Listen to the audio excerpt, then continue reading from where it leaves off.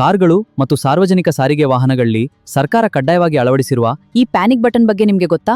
ಪ್ರಯಾಣಿಕರ ಸುರಕ್ಷತೆಗಾಗಿ ಇದನ್ನು ಅಳವಡಿಸಲಾಗಿದೆ. ಆದರೆ ಇದು ನಿಜವಾಗಿಯೂ ಹೇಗೆ ಕೆಲಸ ಮಾಡುತ್ತದೆ? ಕಾರುಗಳು ಮತ್ತು ಸಾರ್ವಜನಿಕ ಸಾರಿಗೆ ವಾಹನಗಳಲ್ಲಿ ಪ್ಯಾನಿಕ್ ಬಟನ್ ನಿಜವಾಗಿ ಎಷ್ಟು ಉಪಯುಕ್ತ? ನಮಸ್ಕಾರ ಸ್ನೇಹಿತರೆ. ಕಾರುಗಳು ಮತ್ತು ಸಾರ್ವಜನಿಕ ಸಾರಿಗೆ ವಾಹನಗಳಲ್ಲಿ ಸರ್ಕಾರ ಕಡ್ಡಾಯವಾಗಿ ಅಳವಡಿಸಿರುವ ಈ ಪ್ಯಾನಿಕ್ ಬಟನ್ ಬಗ್ಗೆ ನಿಮಗೆಷ್ಟು ಗೊತ್ತು?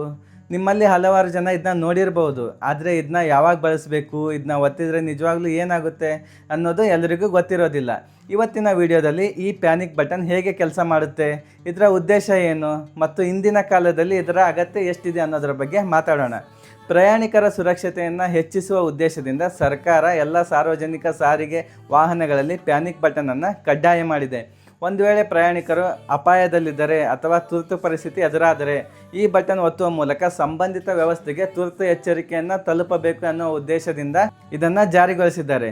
ಇದರ ಜೊತೆಗೆ ವಾಹನದಲ್ಲಿರುವ GPS ಮಾಹಿತಿಯನ್ನು ಬಳಸಿಕೊಂಡು ವಾಹನದ ಸ್ಥಳವನ್ನು ಸಹ ಗುರುತಿಸಲು ಸಹಾಯವಾಗುವಂತೆ ಈ ವ್ಯವಸ್ಥೆಯನ್ನು ರೂಪಿಸಲಾಗಿತ್ತು. ಆದರೆ ಇಲ್ಲಿ ಒಂದು ಪ್ರಶ್ನೆ ಬರುತ್ತೆ. ಈ ವ್ಯವಸ್ಥೆ ಪರಿಣಾಮಕಾರಿಯಾಗಬೇಕಾದರೆ ಬಟನ್ ಒತ್ತಿದ ತಕ್ಷಣ ಸಂಬಂಧಿತ ಅಧಿಕಾರಿಗಳಿಗೆ ಮಾಹಿತಿ ತಲುಪಿ ತ್ವರಿತ ಕ್ರಮವಾಗುವುದು ಮುಖ್ಯ. ಎಚ್ಚರಿಕೆ ಬಂದಿದೆ, ಸಿದ್ಧರಾಗಿ. ಸರಿ, ಹೋಗೋಣ. ನಾನು ಆಂಬ್ಯುಲೆನ್ಸ್ಗೆ ಹೋಗುತ್ತಿದ್ದೇನೆ. ಸಿದ್ಧವಾಗಿದೆ, ಹೊರಡೋಣ. ಪೊಲೀಸ್ ಕಾರು ಸಿದ್ಧವಾಗಿದೆ. ಈ ವ್ಯವಸ್ಥೆ ಎಲ್ಲ ವಾಹನಗಳಲ್ಲಿ ನಿಜವಾಗಲೂ ಕಾರ್ಯನಿರ್ವಹಿಸುತ್ತಾ? ಪ್ಯಾನಿಕ್ ಬಟನ್ ಒತ್ತಿದ ತಕ್ಷಣ ಸಂಬಂಧಿತ ಅಧಿಕಾರಿಗಳಿಗೆ ಮಾಹಿತಿ ತಲುಪುತ್ತಾ?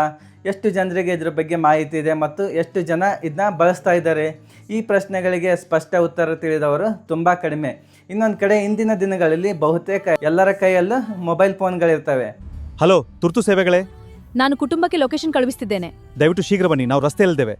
ಲೊಕೇಶನ್ ಕಳುಹಿಸಲಾಗಿದೆ. ಇಂದಿನ ದಿನಗಳಲ್ಲಿ ಬಹುತೇಕ ಎಲ್ಲರ ಕೈಯಲ್ಲೂ ಮೊಬೈಲ್ ಇದೆ. ತುರ್ತು ಸೇವೆಗಳಿಗೆ ಕರೆ ಮಾಡಬಹುದು, ಲೈವ್ ಲೊಕೇಶನ್ ಕೂಡ ಕಳುಹಿಸಬಹುದು.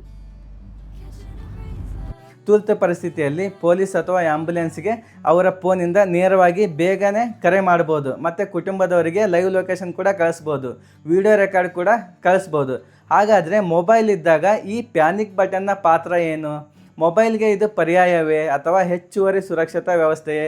ನನ್ನ ಅಭಿಪ್ರಾಯದಲ್ಲಿ ಯಾವುದೇ ಒಂದು ಸುರಕ್ಷತಾ ವ್ಯವಸ್ಥೆ ಪರಿಣಾಮಕಾರಿಯಾಗಬೇಕಾದ್ರೆ ಅದನ್ನ ಕೇವಲ ಎಲ್ಲ ವಾಹನಗಳಲ್ಲಿ ಅಳವಡಿಸಿದರೆ ಸಾಕಾಗೋದಿಲ್ಲ.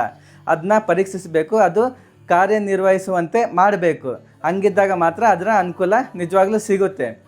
ಯಾಕಂದರೆ ಸರ್ಕಾರದಿಂದ ಹಾಕಿಸಲೇಬೇಕಂತ ಹೇಳಿದ್ದಾರೆ ಮತ್ತು ಪ್ಯಾನಿಕ್ ಬಟನ್ ಹಾಕಿಸಲು 14,000 ರಿಂದ 15,000 ರೂಪಾಯಿ ಖರ್ಚಾಗುತ್ತೆ. ಮೊಬೈಲ್ ಮತ್ತು ಪ್ಯಾನಿಕ್ ಬಟನ್ ಇವೆರಡೂ ಒಂದಕ್ಕೊಂದು ಪರ್ಯಾಯ ಎಂದು ನೋಡುವುದಕ್ಕಿಂತ ಒಂದಕ್ಕೊಂದು ಪೂರಕವಾದ ಸುರಕ್ಷತಾ ಸಾಧನಗಳಾಗಿ ನೋಡಿದರೆ ಉತ್ತಮ. ಯಾಕಂದರೆ ಕೆಲವೊಂದು ಟೈಮು ನೆಟ್ವರ್ಕ್ ಇಲ್ಲದೆ ಇರೋ ಜಾಗದಲ್ಲಿ ಪ್ಯಾನಿಕ್ ಬಟನ್ ಏನೋ ವರ್ಕ್ ಮಾಡ್ಬೋದು ಮತ್ತು ಅಂಥ ಟೈಮಲ್ಲಿ ಪ್ಯಾನಿಕ್ ಬಟನ್ ಯೂಸ್ ಕೂಡ ಆಗ್ಬೋದು. ಆದರೆ ಇವಾಗ ಅದನ್ನ ವಾಹನಗಳಲ್ಲಿ ಕೇವಲ ಅಳವಡಿಸಿದ್ದಾರೆ, ಆದರೆ ಅದು ಇನ್ನೂ ಕಾರ್ಯರೂಪಕ್ಕೆ ಬಂದಿಲ್ಲ. ಅದು ಕಾರ್ಯರೂಪಕ್ಕೆ ಬಂದರೆ ನಿಜವಾಗ್ಲೂ ಅದು ನಮಗೆ ನೆರವಾಗ್ಬೋದು. ಇದು ನನ್ನ ಅಭಿಪ್ರಾಯ. ಈಗ ನಿಮ್ಮ ಸರದಿ, ನಿಮ್ಮ ಅಭಿಪ್ರಾಯ ಏನು? ನೀವು ಪ್ರಯಾಣ ಮಾಡುವ ವಾಹನದಲ್ಲಿ ಪ್ಯಾನಿಕ್ ಬಟನ್ ನೋಡಿದ್ದೀರಾ?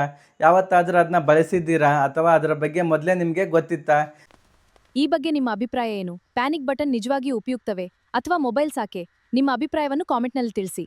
ಪ್ಯಾನಿಕ್ ಬಟನ್ ತುಂಬಾ ಸಹಾಯಕಾರಿ, ನಿಜ. ಹೌದು, ಆದರೆ ಮೊಬೈಲ್ ಸುಲಭ. ನಿಮ್ಮ ಅಭಿಪ್ರಾಯವನ್ನು ಕಾಮೆಂಟ್ನಲ್ಲಿ ತಿಳಿಸಿ.